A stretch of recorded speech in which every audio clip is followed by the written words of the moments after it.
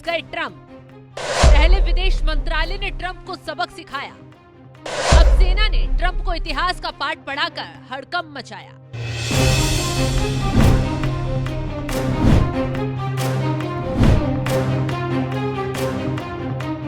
America के राष्ट्रपति Donald Trump एक बार फिर अंतर्राष्ट्रीय मंच पर भारत के खिलाफ तीर चला रहे थे। बार बार मैदान में आते हैं, रूस से तेल व्यापार बंद करने के लिए टैरिफ बम फोड़ने की धमकी दे जाते हैं। 25% टैरिफ ठोकने के बाद एक बार फिर ट्रंप ने भारत को आंख दिखाई, लेकिन इस बार न सिर्फ विदेश मंत्रालय ने ट्रंप की बोलती बंद कर दी, बल्कि उसी वक्त इतिहास के पन्नों ने करवट ली और भारत ने अतीत के पर्दे खोलकर ट्रंप को ऐसा जवाब दिया कि वॉशिंगटन की दीवारें तक गूंज उठी। इस बार भारतीय सेना की पूर्वी कमान ने 5 अगस्त 1971 के एक अखबार की क्लिप सोशल मीडिया पर साझा की, यानी 54 साल पुराने अखबार की कटिंग। ये महज एक कागज का टुकड़ा नहीं, बल्कि अमेरिका की सालों पुरानी दोहरी नीति की पोल खोलने वाला दस्तावेज था। इस क्लिप के जरिए भारतीय सेना ने ट्रंप को आईना दिखाया और बताया कि जब भारत पर संकट था, तब पाकिस्तान के सैनिक पूर्वी पाकिस्तान, जो अब बांग्लादेश है, उसमें नरसंहार कर रहे थे। तब अमेरिका चुप नहीं था, बल्कि वो पाकिस्तान की पीठ थपथपा रहा था, पर्दे के पीछे से पाकिस्तान को बारूद पहुंचा रहा था। सेना की तरफ से खुलासा किया गया कि 1954 से 1971 तक अमेरिका ने पाकिस्तान को $2 अरब से ज्यादा के हथियार दिए थे। भारत को घेरने, उसे डराने और दक्षिण एशिया में अमेरिका की कठपुतली की तरह पाकिस्तान को आगे बढ़ाने की ये एक साजिश थी। ये वही अमेरिका था जो आज भारत को नैतिकता का पाठ पढ़ा रहा है। सेना का #NowFact और दिस डे दैट ईयर जैसे कैप्शन किसी सोशल मीडिया ट्रेंड से ज्यादा एक रणनीतिक जवाबी हमला था, जिसमें सैनिकों की वीरता नहीं बल्कि सच्चाई की तलवार लहराई गई। सोशल मीडिया पर सेना के जरिए शेयर की गई कटिंग के साथ कैप्शन में लिखा गया, उस साल आज ही के दिन युद्ध की तैयारी चल रही थी, 5 अगस्त 1971। अखबार के इस पन्ने पर तत्कालीन रक्षा राज्य वीसी शुक्ला का बयान भी मौजूद है, जिसमें उन्होंने राज्यसभा में कहा था कि बांग्लादेश में भड़के विद्रोह के मद्देनजर नाटो देश और सोवियत संघ से पाकिस्तान को हथियार देने के लिए कहा गया था।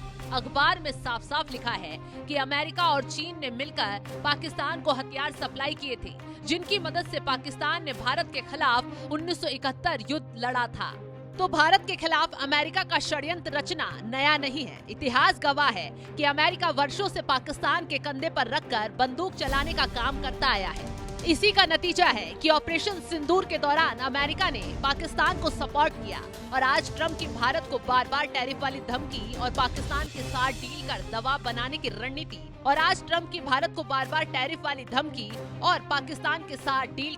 बनाने की रणनीति इसी का हिस्सा है। और अब रूस यूक्रेन युद्ध के बीच उन्होंने भारत पर आरोप लगाया कि वो रूस से सस्ते दाम पर कच्चा तेल खरीद रहे हैं और उसे ऊंचे दामों पर अंतर्राष्ट्रीय बाजार में बेचकर मुनाफा कमा रहे हैं। ट्रंप की इन बातों में जितना हल्ला था, उतना ही खोखलापन भी था। सवाल ये उठा कि क्या यही अमेरिका था जिसने 2022 में खुद भारत को रूस से तेल खरीदने की स्वतंत्रता दी ताकि वैश्विक ऊर्जा आपूर्ति स्थिर बनी रहे। उस समय तो व्हाइट हाउस से लेकर पेंटागन तक ये माना गया था कि भारत को सस्ते तेल की जरूरत है, पर अब जब अमेरिका खुद तेल युद्ध में पिछड़ रहा है, ट्रंप का पाखंड फिर जोर मारने लगा है। विदेश मंत्रालय के प्रवक्ता रणधीर जायसवाल ने इस पर तीखा जवाब देते हुए साफ साफ कहा, भारत पर निशाना साधना न सिर्फ गलत है, बल्कि खुद इन देशों की कथनी और करनी में फर्क भी उजागर करता है। भारत को रूस से तेल आयात शुरू करने के लिए बाध्य होना पड़ा, क्योंकि यूक्रेन संघर्ष शुरू होने के बाद पारंपरिक आपूर्तिकर्ताओं ने अपनी आपूर्ति यूरोप की ओर मोड़ दी थी। उस समय अमेरिका ने खुद भारत को ऐसे कदम उठाने के लिए प्रोत्साहित किया था ताकि वैश्विक ऊर्जा बाजार स्थिर रह सके। अब जब भारत इसी नीति से लाभ कमा रहा है, ट्रंप को ये नागवार क्यों गुजर रहा है? क्योंकि ट्रंप को फायदा नहीं हो रहा, बल्कि भारत अपने दम पर ऊर्जा महाशक्ति बनता दिख रहा है।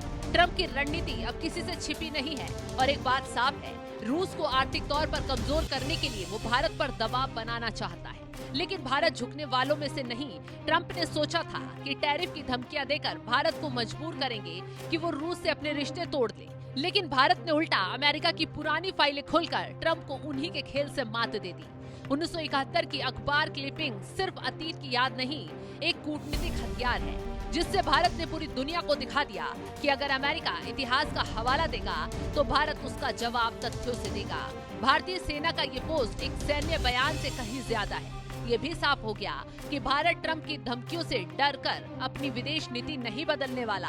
ना ही चीन, जो खुद रूस से ऊर्जा और हथियार के सौदे कर रहा है, ट्रंप के आगे झुकने को तैयार है। दुनिया के दो सबसे बड़े बाजार जब ट्रंप की धमकियों की परवाह नहीं कर रहे, तो क्या ट्रंप का शक्ति प्रदर्शन अब सिर्फ भाषणों और ट्विटर तक ही सीमित रह जाएगा? फिलहाल इस खबर को लेकर आप क्या राय रखते हैं? कमेंट बॉक्स में अपनी राय जरूर बताएं।